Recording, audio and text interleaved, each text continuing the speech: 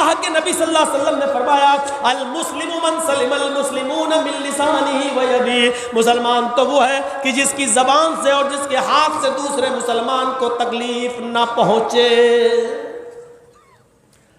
مسلمان تو وہ ہے کہ جس کی زبان سے اور ہاتھ سے، جس کی زبان اور ہاتھ سے دوسرے مسلمان کو تکلیف نہ پہنچے۔ ہم تکلیف پہنچا رہے ہیں، زبان سے بھی تکلیف پہنچا رہے ہیں، جبکہ آپ کو معلوم ہے سباب المسلمی فسق و قتالہ کفر۔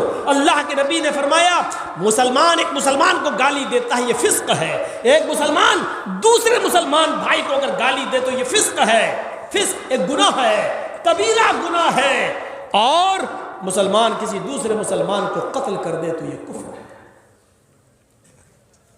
ہم گالی دے رہے ہیں، اور گالیاں تو ہمارا پیشہ بن چکا ہے، ایک انگریزی کہاوت ہے۔ ہم دوسرے کو برباد کرنے کے لیے اس حد تک برباد ہو گئے۔ کتا دوڑ رہا تھا، ہڈی کی تلاش میں تھا، گوشت اس کو مل جائے لیکن نہیں ملا، اس کو راستے میں پڑی ہوئی ایک تیز دھار چھری ملتی ہے جو کھڑی ہے، اس طرح گری ہے، یعنی بکرے کو جو کاٹا جاتا ہے، ذبح کیا جاتا ہے، وہ حصہ اوپر ہے اور چھری نیچے ہے۔ کتے نے دیکھا یہ چھری پڑی ہوئی ہے اور اس چھری پر خون لگا ہوا ہے۔ کسی قصاب نے، کسی کسائی نے ابھی بکرا ذبح کیا ہے اور چھری پھینک دی ہے، اور چھری کھڑی گری ہے، ایسی ہوتی چھری ایسے گری ہے، یعنی بکرے کو کاٹنے والا حصہ جو تیز ہوتا ہے دھار وہ اوپر ہے اور اس کا نیچے والا حصہ نیچے، اور زمین میں کسی طریقے سے وہ گڑ گئی ہے اور اس چھری پر خون لگا ہوا ہے۔ کتے نے اس خون کو دیکھا تو وہ چھری کے قریب آتا ہے اور اس نے خون کو چاٹنا چاہا جو چھری پہ لگا ہوا ہے۔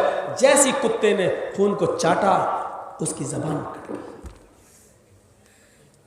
تیز دھاردار چھری تھی، اس کی زبان سے خون نکلا کتے کی، وہ بھی چھری پہ گر گیا۔ کتا سمجھا کہ ابھی اور خون باقی ہے، اس نے پھر چاٹا، پھر زبان دوسری جگہ سے کٹی، پھر خون لگ گیا۔ کتا خون کے چکر میں تکلیف کا احساس نہیں کر رہا ہے، اس نے کہا ابھی اور خون باقی ہے، اس نے پھر چاٹا، پھر تیسری جگہ سے زبان کٹی، پھر خون اس پہ لگ گیا۔ کتا خون چاٹتا رہا، زبان کٹتی رہی، یہاں تک کہ کتا خود مر گیا، قتل ہو گیا۔ چاٹتا رہا اور وہ اپنے آپ کو ہلاک کر لیا، خون دیکھ رہا، چاٹ رہا ہے، اور اتنا چاٹا کہ وہ اپنے آپ کو ہلاک کر لیا۔ یہی آج صورتحال آج ہماری ہو چکی ہے۔ ہم دوسرے کو برباد کرنا چاہ رہے ہیں، اس کا پیچھا کر رہے ہیں، اور اس کے برباد کرنے کے چکر میں ہم نے اپنے آپ کو برباد کر لیا ہے، اپنے آپ کو ہلاک کر لیا ہے۔ اس کام میں، اس تھانے میں اس کو پکڑو، اپنا پیسہ بھی دے رہے ہیں، اس کا پیچھا بھی کر رہے ہیں۔ میرے بھائیوں، تم جس آدمی کا پیچھا کر رہے ہو، اپنا دشمن جس کو سمجھتے ہو، وہ بھاگ رہا، تم اس کا پیچھا کر رہے ہو، اتنا یاد رکھنا وہ اگر بھاگ رہا ہے، جتنا وہ تھک رہا ہے اس سے زیادہ آپ بھی تھک رہے ہیں، کیونکہ وہ پیچھا آپ کر رہے ہیں۔ وہ بھاگ رہا ہے لیکن آپ اس سے بھی زیادہ تیز دوڑ کر اس کو پکڑنا چاہتے ہو، اس لیے اس سے زیادہ آپ تھک رہے ہیں۔ وہ ہانپ رہا ہے، اس سے زیادہ آپ ہانپ رہے ہیں۔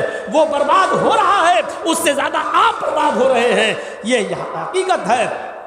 دوسرے کو برباد کرنے کے چکر میں آپ اپنے آپ کو برباد کر لیتے ہیں، اپنے آپ کو ہلاک کر لیتے ہیں، اور ایسا ہو نہیں سکتا۔ آپ دوسرے کو برباد کریں اور آپ آباد ہو جائیں، اللہ کی قسم نہیں ہو سکتا۔ تھوڑی دیر کے لیے فائدہ ملے گا لیکن یہ دولت تمہارے پاس رکے گی نہیں، حرام کی دولت رکے گی نہیں، کسی نہ کسی طرح یہ وصول ہوگی، چاہے آپ کو کینسر ہو، یا آپ کی بیوی کو ہو، یا آپ کی اولاد کو ہو، یا آپ کے بچوں کو ہو، یا آپ کے کسی بیٹی کو ہو، کوئی ایسی بیماری کہ جس سے آپ نے 2-4 لاکھ روپیہ کما کر رکھ بھی لیا، آپ کو 10, 15, 20 لاکھ روپے اس کے عوض دینا پڑے گا۔ آپ کا خرچ ہونا ہے۔ کما تدین تدان، جیسا کرو گے ویسا بھرو گے۔ اگر دوسرے کو برباد کرو گے تو تم آباد نہیں ہو سکتے ہو، تمہیں بھی برباد ہونا پڑے گا، تمہیں بھی مٹنا پڑے گا۔ اسی لیے میرے بھائیوں، کسی کے پیچھے مت پڑیے، کسی کو ہاتھ دھو کر برباد کرنے کی فکر مت کیجیے، بلکہ اس کو سمجھائیے، बुझाइए। इसलिए कुरान कहता समाज वालों, मुआशरे में रहने वालों, आए सोसाइटी में रहने वालों, अगर तुम्हारे गांव में, तुम्हारे समाज में दो मुसलमान भाई भी आपस में लड़ जाएं, फ़अस्लिहू बैन अख़वैकुम, तो ये समाज की जिम्मेदारी है कि उन दोनों को एक कर दें, उन दोनों को मिला दें।